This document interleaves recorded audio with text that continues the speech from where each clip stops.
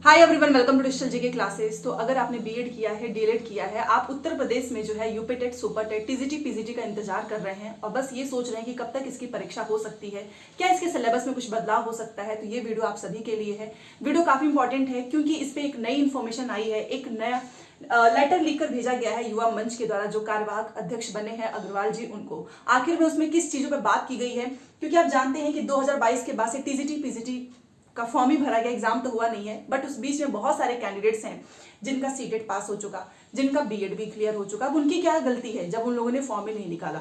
और अगर मान लीजिए 2022 के ही बेस पे परीक्षा हो जाती है तो एक बहुत बड़ा जो संख्या है स्टूडेंट्स की, वो तो इससे रह जाएंगे ना, वंचित रह जाएंगे, चाहे वो बीएड वाले हों या फिर मान लो असिस्टेंट प्रोफेसर वाले हों। तो इसमें भी बहुत सारे जो है इन लोगों ने अपनी इन्फॉर्मेशन रखी, अपनी मांग रखी है। साथ में आपको पता है कि यूपी टेट, सुपर टेट काफी समय से नहीं हुआ है, एक लंबित भर्ती है, तो इस पे लेकर भी इन लोगों ने बोला है कि कहीं ऐसा ना हो कि इसमें कुछ बदलाव हो जाए, क्योंकि अगर कुछ बदलाव होगा तो फिर ये काफी लंबा चलेगा और शायद एग्जाम होने में भी काफी देरी हो जाए। तो वीडियो काफी इंपॉर्टेंट है, पूरा देखिएगा, आपको एक एक चीज समझ में आ जाएगी और आपको समझ में आ जाएगा कि आपको इसकी किस तरीके से आगे जो है इसके बारे में इसकी तैयारी करनी भी है या नहीं करनी है। तो चलिए वीडियो स्टार्ट करते हैं। सबसे पहले आपको पता है कि इसमें कितना लंबा समय इंतजार करना पड़ा है हम सभी को। हर दिन बस यही सोचते थे कि कब आयोग बनेगा। फाइनली आपको पता है 12 सदस्यों की नियुक्ति हो चुकी है और अध्यक्ष का भी सिलेक्शन प्रोसेस जारी है। तब तक के लिए जो सचिव थे अग्रवाल जी, उनको जो है कार्यवाहक अध्यक्ष बना दिया गया, ये आप सभी को पता है। अब इनको क्यों बनाया गया है? ताकि ये लंबित भर्तियों पे काम कर सके, जो ऑलरेडी फॉर्म भरे जा चुके हैं उनके एग्जाम्स करा सके।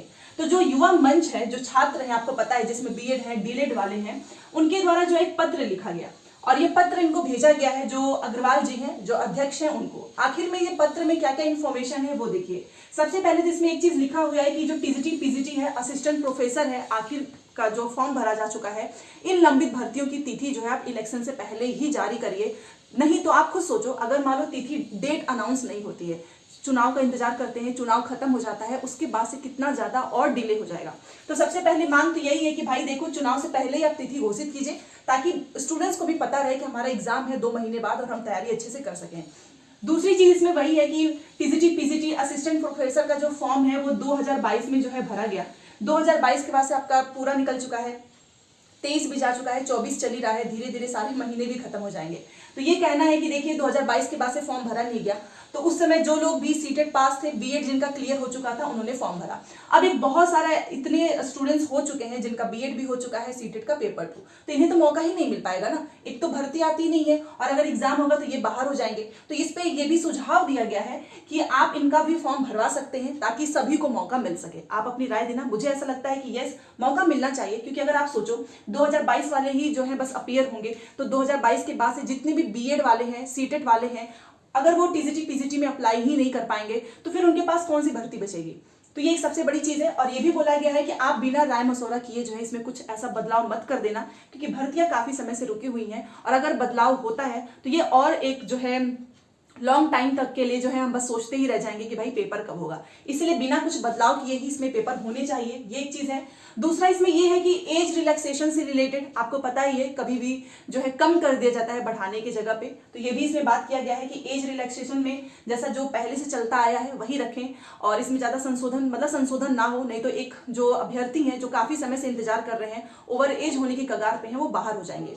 ठीक है। एग्जाम पैटर्न और सिलेबस को लेकर भी ये रखा गया है कि यूपी टेट है, सुपर टेट है, ये जो लंबित भर्तियां हैं जिनका एग्जाम आप लोग अनाउंस करेंगे तो परीक्षा कैलेंडर जारी होना चाहिए, ताकि सभी को पता रहे कि एग्जाम कब है।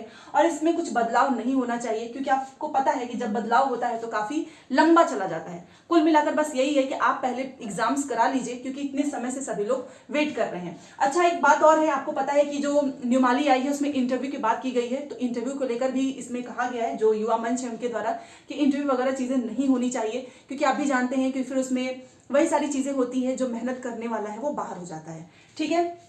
तो यहाँ पर कुल मिलाकर ये बोला गया कि अगर आप कुछ बदलाव करना भी चाहते हैं तो छात्रों से राय मशवरा जरूर करें, क्योंकि कहीं ऐसा ना हो कि स्टूडेंट्स को पता ही ना हो और आप कुछ भी बदलाव कर दें। तो ये एक चीज है।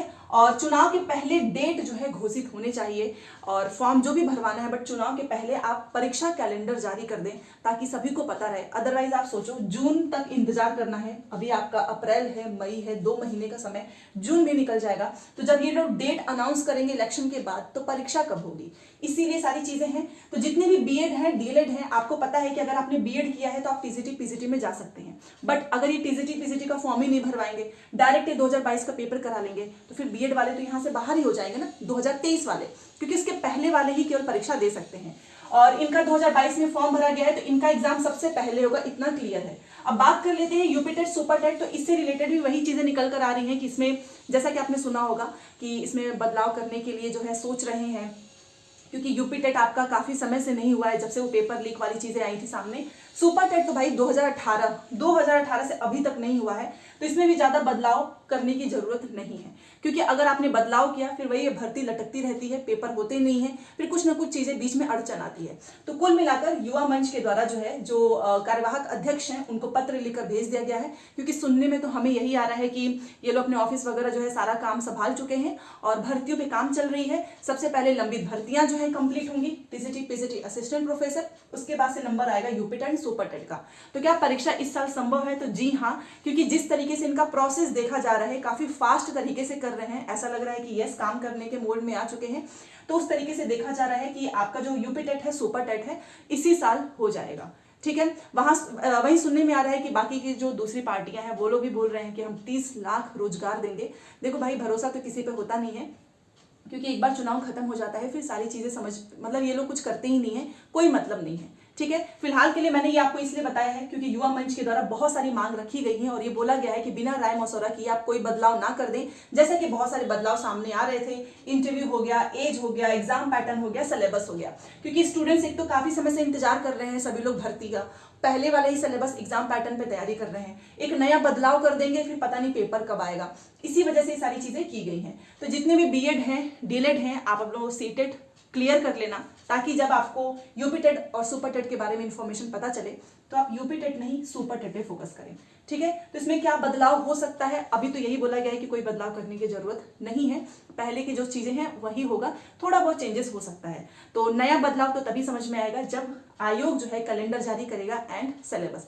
फिलहाल के लिए जो पुराना सिलेबस है आप उसके अकॉर्डिंग पढ़ाई करो, क्योंकि परीक्षा आपकी कभी भी हो सकती है इसी साल, और इसको तैयारी करने के लिए भी इनका सिलेबस काफी ब्रॉड है, इसको आपको पढ़ने के लिए भी आपके पास कम से कम 4 से 5 महीने का समय चाहिए, क्योंकि सिलेक्शन उन्हीं का होगा। आपको पता ही है ना कि बीपीएससी का हाल तो हमने देखा ही है कि कितना कट ऑफ हाई गया है, इसी तरीके से यहाँ पे भी, क्योंकि काफी समय से लोग वेट कर रहे हैं। ठीक है, तो तैयारी करते रहें, कभी भी इस साल आपका पेपर हो सकता है इलेक्शन के बाद, बट उसके पहले परीक्षा कैलेंडर जारी होना चाहिए। ठीक है, तो आपकी इस पे क्या राय है? सबसे ज्यादा तो ये चीज है कि 2022 के बाद अगर टीजीटी पीजीटी का परीक्षा नहीं हुआ है तो नई भर्ती आएगी या नहीं आएगी, तो आपको एटलीस्ट जो बीच वाले स्टूडेंट्स हैं उनको भी मौका देना चाहिए, उनसे भी फॉर्म जरूर भरवाना चाहिए, ये मांग है युवा मंच के द्वारा।